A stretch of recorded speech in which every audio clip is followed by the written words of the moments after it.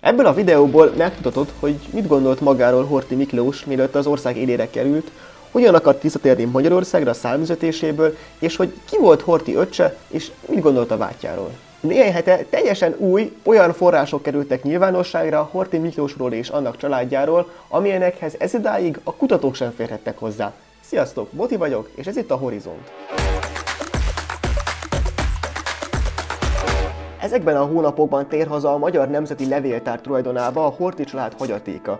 A teljes iratmennyiség mintegy 40 000 oldalt tesz ki, és ebből állított össze egy több mint 1000 oldalas kötetet Berd Andrea történész, aki feldolgozta az egész hagyatékot. A kötetben, amit nemhogy végigolvasni, felemelni sem kis teljesítmény, számtalan érdekességet találhattok, amelyek közül most megosztok veletek néhányat.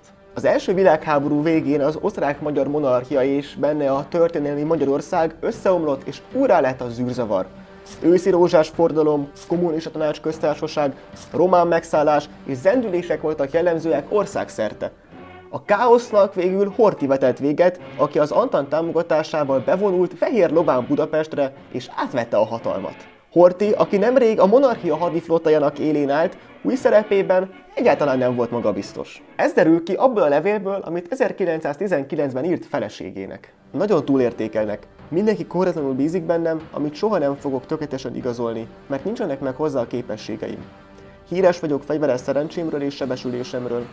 A fő ok, amiért mindenki az én kezemben akarja látni a hadsereget, az az, hogy a fegyveres erő minden körülmények között megvásárolhatatlan maradjon. Az önbizalom aztán csak megjött.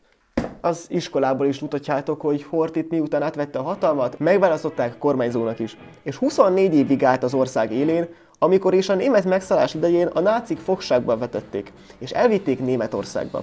Rövidesen a világháború véget ért, ám a Horthy család nem tért haza. Az egykori kormányzónak valószínűleg nem kegyelmeztek volna az ekkor hatalomra kerülő kommunisták. A Horthy család Portugáliába költözött, és a most napvilágra került hagyaték jelentős része ebből az időből származik. Nagyon érdekesek például a kormányzó öccsének, Horthy Jenőnek az emlékiratai és naplója.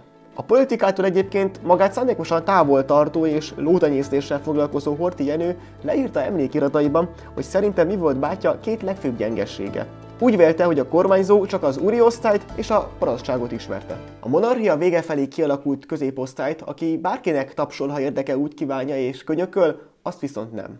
Másik hibájának azt tartotta, hogy, idézem, tetőtől talpig katona volt, az osztrák-magyar monarchia haditengerészetének erkölcsi mércéje szerint, melyet gyakran egynek gondolt a magyar honvédség erkölcsi mércéjével. Tehát azt hitte Horthy Miklós, hogy annyira lojálisak lesznek hozzá az emberek, mint annak idején a monarchia tisztjei Ferenc Józsefhez. Horthy Jenő szerint azonban ez egyáltalán nem így volt. Ráadásul úgy látta, hogy Gömbös Gyula, a 30-as évek egyik miniszterelnöke, a tisztek kiválasztásában a saját pozíciójának megerősítését tartotta csak szem előtt. Az új tisztek között pedig rengeteg volt a sváb, akik lelkesedtek Goebbels nagynémet náci propagandája iránt, és a háborúban Hitler felé húzták az országot. Aki Horthy Jenő szavaival élve egy megalomániától szenvedő közlegény, egy közönséges őrült volt. Meglátása szerint a kormányzónak sokkal jobban kellett volna ellenőriznie, hogy mennyire megbízható emberek kerülnek az említett fontos pozíciókba. Persze az a mai napi nagy kérdés, hogy a pusztítást, a német, valamint szovjet megszállást bárhogy meg lehetett volna-e úszni. Na de a testvérvéleménye mellett találkozhatunk egy másik fontos szereplő gondolataival, Kállai Miklóséval, aki a II. Világháború alatt volt az ország miniszterelnöke, és ugyancsak emigrációban élt. Horthyval folytatott levelezéseikben rengeteg szó esik a közös múltjukról. Legtöbbször egyezett a véleményük a II. Világháború vagy az aktuál politika kérdéseiben, ahogyan Teleki Pál halálesete kapcsán is. Egyikük sem kérdőjelezte meg az öngyilkosság tényét. A német megszállással kapcsolatban azonban nem egyeztek az emlékeik. Horthy úgy emlékezett, hogy le akart mondani a kormányzóságról 1944. március 19-e után, azonban Kállai lebeszélte erről, mondván ne engedjen a nyomásnak. Kállai szerint viszont éppen, hogy rá akarta venni Horthyt, hogy mondjon le. Ám a kormányzó azt válaszolta, hogy ő még a mai napig az a tengerész, aki nem hagyja el a süllyedő hajót.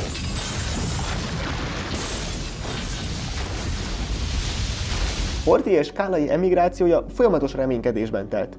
Abban bíztak, hogy történik valami olyan világpolitikai fordulat, aminek köszönhetően a szovjetek elhagyják hazánkat, az ország visszanyeri függetlenségét, és ők hazatérhetnek. Legfőbb bizodalmuk abban volt, hogy a II. Világháborút követően a Szovjetunió szembe került az angolszász hatalmakkal, és ennek az lesz a következménye, hogy az Egyesült Államok kisöpri Sztálinékat Közép-Európából. Alapból nem szép dolog háborúban bízni, de akkoriban nem ők voltak az egyetlenek, akik ebben gondolkodtak. Hasonlóan reménnyel töltötte el őket, amikor Ausztriából kivonultak a szovjetek, de legfőbb bizakodásra természetesen 1956 forradalma adta az okot. Horthy úgy vélte, hogy mivel 1944-ben a német megszállással hazánk elveszítette a függetlenségét, majd a szovjet megszállással ez így is maradt, ha valami folytán visszanyerné az ország a szuverenitását, akkor ő, mint az utolsó törvényes államfő feladata lenne, hazatérni és kinevezni az új kormányt az amerikaiak hozzájárulásával. Az új kormány előkészíteni a választásokat, majd amikor összeállt az új parlament, Horthy boldogan visszavonulna. Mint azonban tudjuk, ez nem történt meg. Magyarországon történelmileg úgy alakult, hogy egy pártrendszer van, és az is marad.